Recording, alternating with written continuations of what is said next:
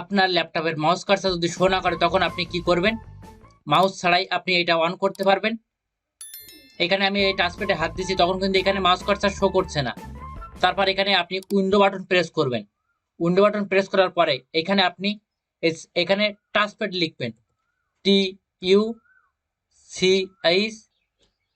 Touchpad লেখার পরে এখানে ইন্টার বাটন প্রেস করবেন। ইন্টার বাটন প্রেস করার পরে এর একটা অপশন শো করবে।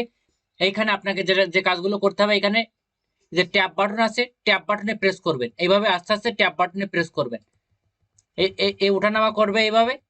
এখানে যে উপরে, একদম উপরে যে, এভাবে আস্তে আস্তে ক্লিক করবেন, একদম স্লো মোশনে ক্লিক করবেন।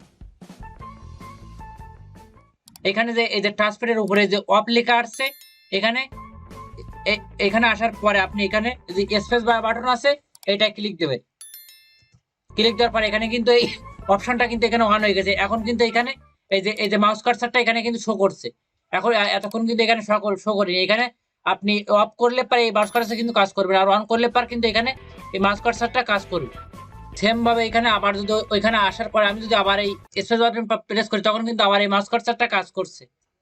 এখানে একটা প্রুফ দেখাচ্ছে আপনাদের। এখানে অফ করলাম, অফ করার পরে আমি যদি আবার এই ট্যাব বাটনে প্রেস করি, এখানে আসার পরে এখানে আবার যদি স্পেস বাটনে প্রেস করি, এখানে কিন্তু আবার অন হয়ে গেছে। এখন কিন্তু এই মাউস বাটনে কাজ করছে।